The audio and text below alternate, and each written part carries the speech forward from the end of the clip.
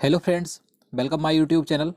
आज के इस वीडियो में हम बात करेंगे जो इंडियन करेंसी है उससे संबंधित कुछ महत्वपूर्ण क्वेश्चन देखेंगे, जैसे कि 200 रुपये के नए नोट के पीछे किसका चित्र अंकित है। इस प्रकार के जितने भी क्वेश्चन आपसे एग्जाम में पूछे जा सकते हैं, आज हम उन सभी को देखेंगे। तो इसलिए वीडियो को पूरा देखते रहिए। और अगर आप हमारी वीडियो पहली बार देख रहे हैं तो हमारे चैनल को जरूर सब्सक्राइब करें, साथ ही उसके साइड में बेल आइकन जरूर दबा दें ताकि आप आने वाली सभी वीडियो को देख सकें। तो चलिए आज के वीडियो शुरू करते हैं।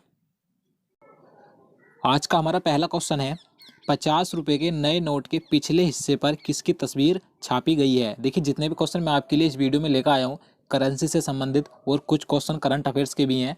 तो अगर आपको उनमें से किसी का भी आंसर पता है तो हमें कमेंट में बता सकते हैं।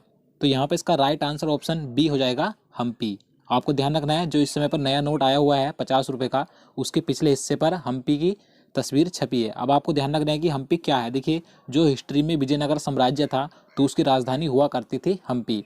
और अगर हम बात करें कि हम्पी वर्तमान में कहाँ पर है, तो आपको ध्यान रखना है ये कर्नाटक राज्य में स्थित है। और देखिए, आपको यहाँ से एक पॉइंट और ध्यान रखना है, जो इस समय पर 50 रुपये का नया नोट है, इसका आकार यानी कि इसकी लंबाई चौड़ाई कितनी है, आपको ये भी ध्यान रखनी है। अगर हम बात करें इसकी चौड़ाई की तो 66 मिलीमीटर इसकी चौड़ाई है। और अगर हम बात करें इसकी लंबाई की तो 135 मिलीमीटर इसकी लंबाई है। तो आपको ध्यान रखना है ये मिलीमीटर में है। चलिए नेक्स्ट क्वेश्चन देखते हैं।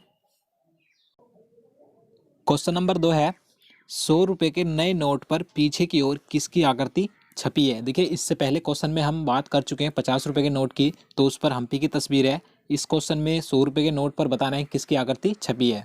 तो इसका राइट आंसर ऑप्शन डी हो जाएगा, रानी की बाब। देखिए, आपको ध्यान रखना है, जो रानी की बाब है ये गुजरात के पाटन में स्थित है। तो 100 रुपये के नए नोट के पीछे रानी की बाब का चित्र अंकित है, तो आपको ध्यान रखना है। और देखिए, अगर हम बात करें इसकी लंबाई चौड़ाई की तो 100 रुपये के नए नोट की जो चौड़ाई है 66 मिलीमीटर ही इसकी चौड़ाई है। और इसकी जो लंबाई है 142 मिलीमीटर इसकी लंबाई है। तो आपको ध्यान रखना है। तो चलिए नेक्स्ट क्वेश्चन देखते हैं। क्वेश्चन नंबर 3 है, भारतीय करेंसी नोट पर कितनी भाषा लिखी होती हैं। देखिए, काफ़ी अच्छा क्वेश्चन है ये, कई लोग इसमें कंफ्यूज भी हो जाते हैं। तो आपको ध्यान रखना है, जो भारतीय करेंसी नोट होता है इस पर कुल 17 भाषाएं लिखी होती हैं। तो यहाँ पे इसका सही आंसर ऑप्शन डी हो जाएगा।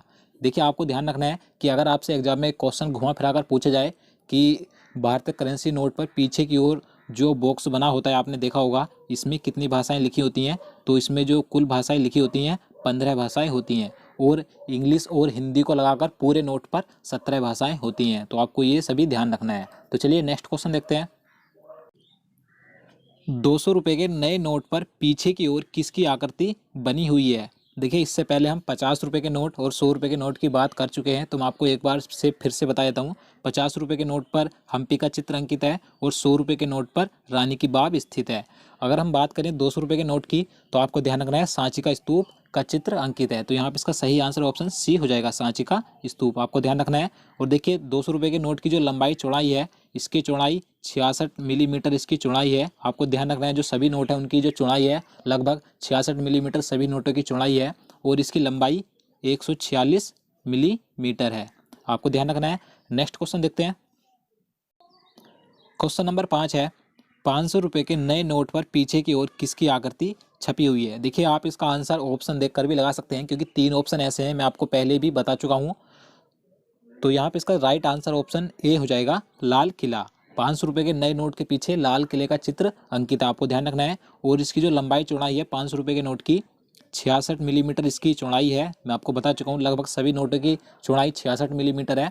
और इसकी लंबाई 150 मिलीमीटर है। आपको ध्यान रखना है। नेक्स्ट क्वेश्चन देखते हैं। 2000 के नए नोट पर पीछे की ओर किसकी आकृति है। देखिए, आपको बताना है कि जो 2000 का नोट आया था विमुद्रीकरण के बाद, जो भारत में नोटबंदी की गई थी, तो इसके पीछे किसकी आकृति छपी हुई है। तो इसका सही आंसर ऑप्शन बी हो जाएगा, मंगलयान। आपको जरूर ध्यान रखना है, मंगलयान छपा हुआ है। देखिए, ये question railway group D exam में पूछा जा चुका है, तो आपको जरूर ध्यान रखना है। और अगर हम बात करें इसकी लंबाई चौड़ाई की तो 66 मिलीमीटर इसकी चौड़ाई है। और इसकी लंबाई सबसे ज़्यादा है सभी नोटों से, 166 मिलीमीटर इसकी लंबाई है। चलिए नेक्स्ट क्वेश्चन देखते हैं। क्वेश्चन नंबर 7 है, मुद्रा आपूर्ति किसके द्वारा नियंत्रित की जाती है। देखिए, काफ़ी अच्छा क्वेश्चन है ये। तो इसका यहाँ पर सही आंसर ऑप्शन सी हो जाएगा, भारतीय रिजर्व बैंक। यहाँ पर भारतीय है भारतीय रिजर्व बैंक यानी आरबीआई के द्वारा मुद्रा आपूर्ति नियंत्रित की जाती है, आपको ध्यान रखना है। नेक्स्ट क्वेश्चन देखते हैं। भारत में नेशनल स्टॉक एक्सचेंज का मुख्यालय कहाँ स्थित है? देखिए ये क्वेश्चन भी काफ़ी महत्वपूर्ण है, क्योंकि ये क्वेश्चन भी एग्जाम में कई बार पूछा जाता है, तो आपको पता है तो आप इसका आंसर लगा सकते हैं।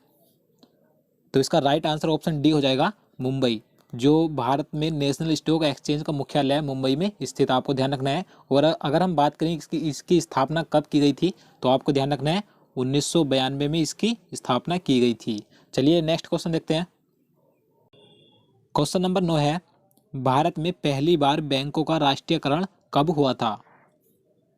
तो इसका राइट आंसर ऑप्शन बी हो जाएगा 1969। आपको ध्यान रखना है 19 जुलाई 1969 को भारत में पहली बार बैंकों का राष्ट्रीयकरण किया गया था, और पहली बार 14 बैंकों का राष्ट्रीयकरण किया गया था, आपको ध्यान रखना है। नेक्स्ट क्वेश्चन देखते हैं।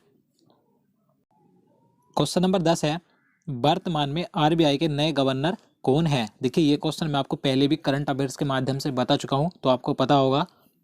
तो इसका राइट आंसर ऑप्शन बी हो जाएगा, शक्तिकांत दास। ये आरबीआई के नए गवर्नर बने हैं वर्तमान में, आपको जरूर ध्यान रखना है। नेक्स्ट क्वेश्चन देखते हैं। वर्तमान में भारत में कुल कितने उच्च न्यायालय हैं?